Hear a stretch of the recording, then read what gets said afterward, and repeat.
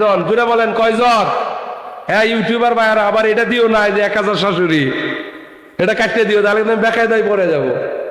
নাকি বলেন আপনারা? একসাথে সর্বোচ্চ শাশুড়ি কয়জন হইতে পারে? দোয়া কবুল হতেও পারে, নাও হতে পারে।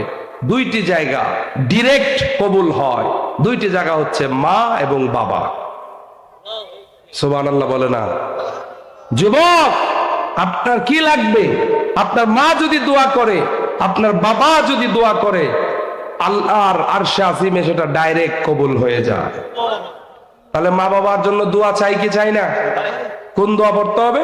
রব্বির হামহুমা কামা রব্বায়ানি সগীরা, রব্বির হামহুমা কামা রব্বায়ানি সগীরা।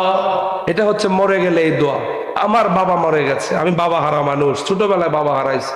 বিশ্বাস করেন, এখন এরকম মুরব্বী দেখলে আমার মনে হয়, আহারে আমার বাবা যদি থাকতো তাহলে আমার বাবাও তো আমার জন্য দোয়া করত। আমার আব্বা নাই, এখন আলহামদুলিল্লাহ কত কিছু আল্লাহ পাক দিচ্ছেন, বাবার জন্য তো একটা টাকা খরচ করতে পারলাম না।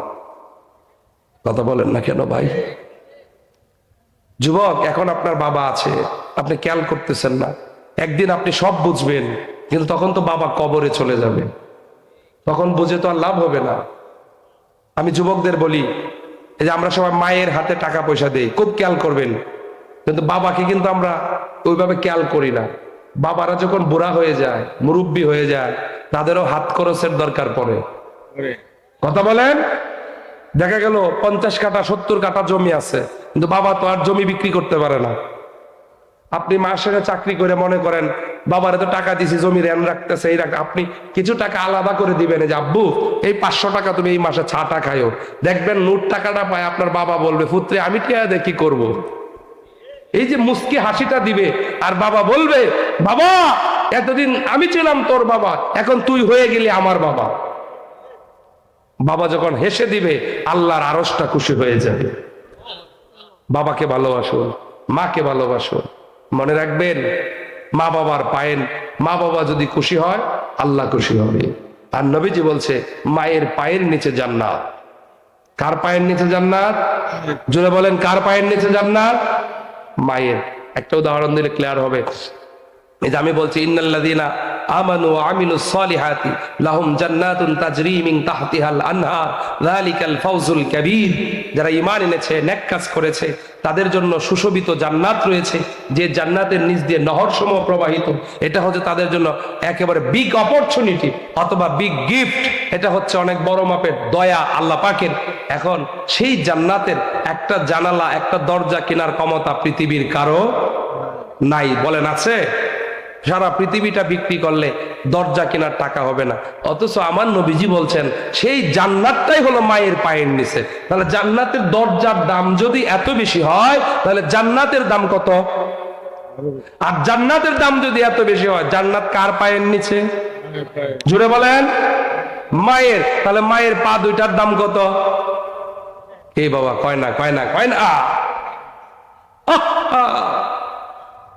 মার পার দিকে যদি তাকায় বাড়ি থেকে বের হও, মাকে একটু হাসায়া। আমাদের কিছু অভ্যাস চেষ্টা করলেই হয়।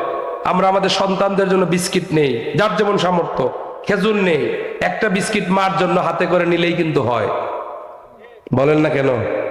এই যে মা যে খুশিটা হবে, এই খুশি আপনি কোথায় পাবেন? এই খুশি আর পাওয়া যাবে? যাবে না। মনে রাখবেন, মা বাবা বেঁচে থাকলে হচ্ছে তাদের জন্য খেদমত, বরণ পোষণ, চিকিৎসা। দুঃখজনক হলেও খারাপ লাগে, এখন কিছু সন্তান দেখবেন মায়ের দোয়া নেওয়া বাদ দেয়া শাশুড়ির দোয়া নেওয়া শুরু করছে। বলেন না কেন কথা? দেখবেন শাশুড়ি হসপিটালে 7 দিন, বেচারা 7 দিনই আছে, চাকরির ছুটিও নেই। আবার মার ক্ষেত্রে আমি তো ছুটি টুটি পাই না, কোন দিন যাই। আছে না নাই? মনে রাখবা, এরকম 2 জন 3 জন শাশুড়ি না, যদি 1000 শাশুড়ি একসাথে দোয়া করতো, 1000-এর তো সুযোগ নাই, সর্বোচ্চ সুযোগ কয়জন? 4 জন। জুড়ে বলেন কয়জন? হ্যাঁ ইউটিউবার ভাইয়ারা, আবার এটা দিও না যে 1000 শাশুড়ি, এটা কাটতে দিও, তাহলে কিন্তু বেকায়দায় পড়ে যাব। নাকি বলেন আপনারা? একসাথে সর্বোচ্চ শাশুড়ি কয়জন হইতে পারে? 4 জন। ক্লিয়ার? দুয়া ভাই ক্লিয়ার আছে কথা? ছাড়োবালা এটা একটু দেখে ছাড়তে হবে, আমার ভাইয়ানচারের বললাম মারহাবা কোন। তাহলে এই যে মনে করেন এরকম শাশুড়ি যতই দোয়া করুক, শাশুড়ির দোয়াও দরকার আছে, কিন্তু আগে কার দোয়া? জোরে বলেন কার দোয়া? এই যে মনে করেন আমার মতো হুজুর এরকম 1 লক্ষ হুজুর যদি এক পাল্লায় তুলে দোয়া করান, আর মা যদি আরেক পাল্লা থেকে দোয়া করে, মায়ের পাল্লার দোয়া অনেক ভারী হয়ে যাবে। তাহলে আমরা